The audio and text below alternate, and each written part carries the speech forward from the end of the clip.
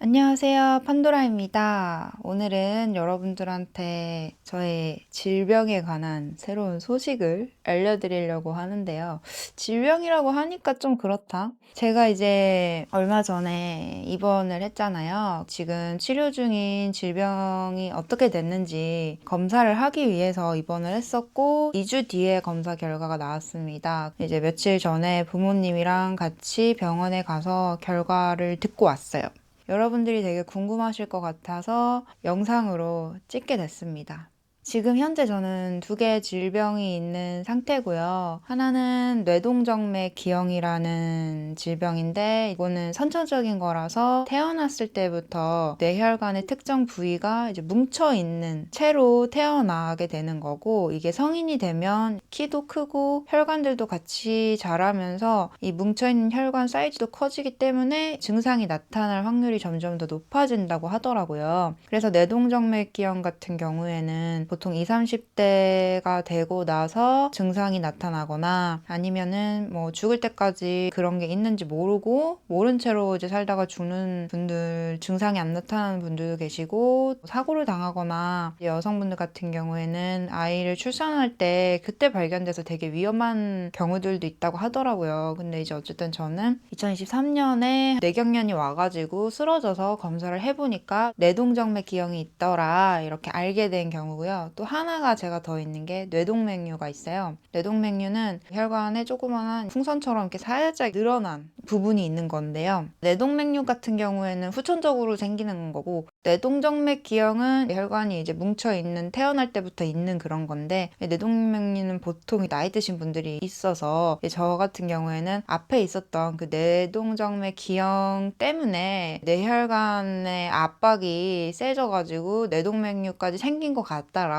선생님이 얘기를 해주셨어요. 그래서 이제 그 두 가지가 있는데, 이제 뇌동맥류는 다행히 사이즈가 많이 작아서 한 번씩 추적 관찰하면서 사이즈가 더 커지는지 안 커지는지만 보면 될 것 같다. 원인이 되는 뇌동정맥 기형을 치료하면 사이즈가 더 커질 것 같진 않다, 이렇게 얘기를 하셔가지고 이제 뇌동맥류는 치료를 진행하지 않았고, 뇌동정맥 기형만 2023년 10월에 감마나입 방사선 수술을 받았어요. 방사선으로 문제가 되는 그 혈관 부위를 정확하게 쬐는 거예요. 우리가 돋보기에 햇빛을 받아가지고 지지는 것처럼 그런 원리로. 그래서 이 수술이 효과가 나타나는데 이제 2, 3년 정도가 걸려요. 그래서 천천히 그 문제되는 혈관 부위가 방사선으로 2, 3년 동안 지져지면서 천천히 그 사이즈가 줄어들다가 나중에는 정상 혈관으로 돌아오는 그런 원리로 진행을 하는 거거든요. 그래서 제가 이제 2년이 좀 넘었어가지고 혈관 사이즈가 MRI 상으로 많이 줄어들어서 한번 검사를 해보자, 뇌혈관을 정확하게 살펴보려면은 수술실에 들어가서 뇌혈관 조영술이라는 걸 해야 돼요. 뇌혈관 조영술이 골반 쪽에 있는 큰 혈관을 째서 거기에다가 관을 집어넣고 이제 목까지 관을 올린 다음에 여기에서 이제 CT 조영제를 퍼뜨리면 그 약물이 퍼지는 모습을 그 360도 돌아가는 그 기계로 촬영을 하는 거예요. 영상 촬영을. 그래서 뇌혈관이 어떻게 생겼는지 MRI보다 정확하게 살펴볼 수 있는 그런 검사거든요. 그걸 하기 위해서 입원했었던 거고, 이제 거기에 대한 결과가 나온 거예요. 그래서 저한테는 선택지가 두 가지가 나오는 거죠. 만약에 검사를 했는데 치료가 좀 더 필요할 것 같다, 이게 한 번으로 안 될 것 같다, 그러면은 저번에 했었던 그 짓을 또 해야 되는 거예요. 간만에 방사선 수술 또 해야 되는 거고, 완치가 됐다 그러면 더 이상 치료하지 않고 요대로 끝나는 거죠. 치료가 끝나고 뇌동맥류만 남는 거죠. 완치 아니면 재치료.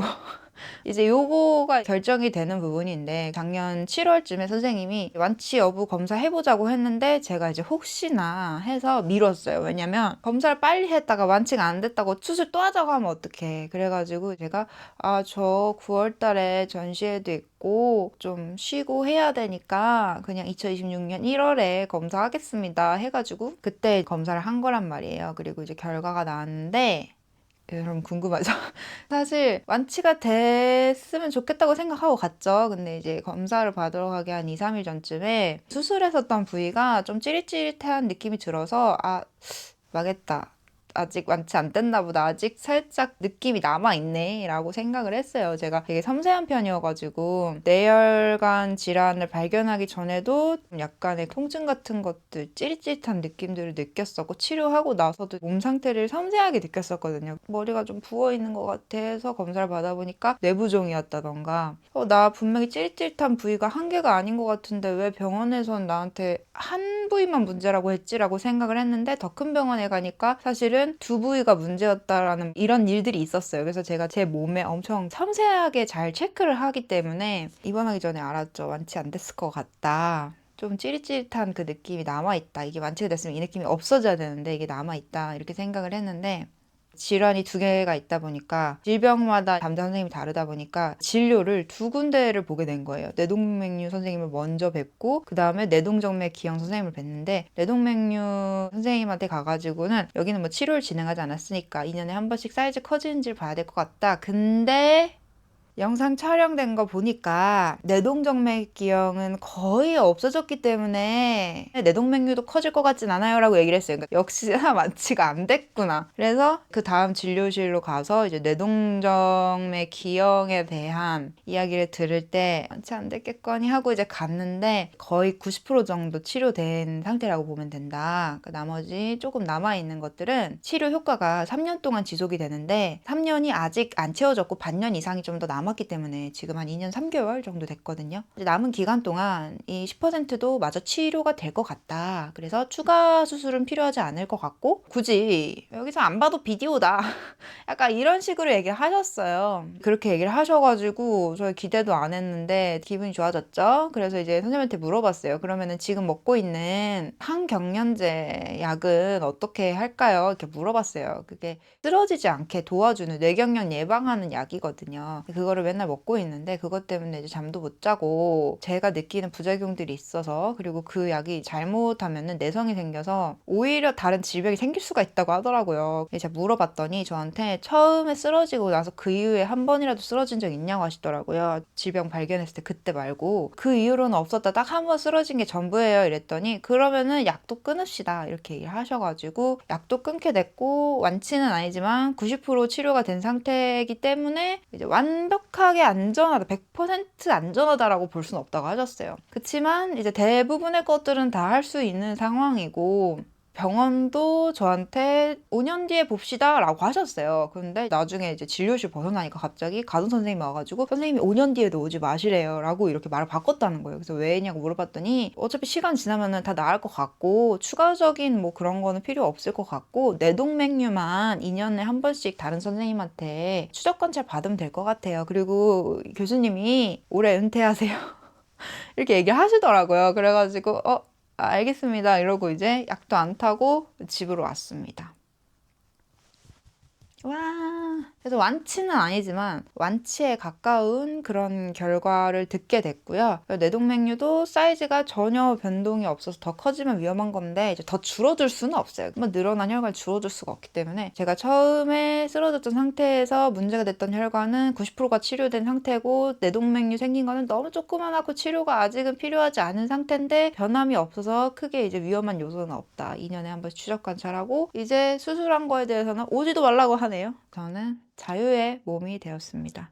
어쨌든 10월까지는 효과가 나타난다 그러고 아직 100%는 아니라고 하니까 건강 케어하면서 얌전히 지내려고 합니다. 근데 이제 한편으로는 좀 얼떨떨하고요. 기분이 좋기도 하고 시원하기도 하고 환자고시생의 졸업인가?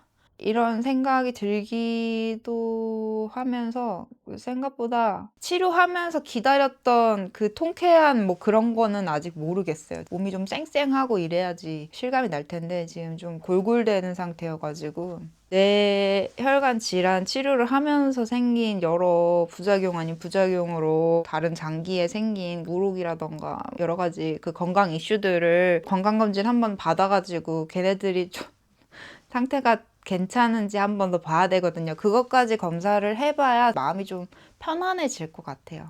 여러분들이 제 검사 결과를 너무 궁금해 하시고 기다려 주시고 또 완치됐으면 좋겠다고 응원해 주셔가지고 이렇게 소식 전하게 됐고요. 그동안 함께 저의 건강을 응원해 주신 많은 분들께 감사 인사 전하고 싶어서 또 이렇게 찍어봤습니다. 응원해 주셔서 감사하고요. 앞으로도 건강하고 씩씩하게 활동 이어가도록 하겠습니다. 네, 저의 아트 프로젝트, 글로벌 아트 프로젝트도 착오 없이 쭉쭉 진행해 볼 예정이니까요. 조만간 저의 체력이 회복이 되면 활기차게 활동하는 모습 보여드리도록 하겠습니다.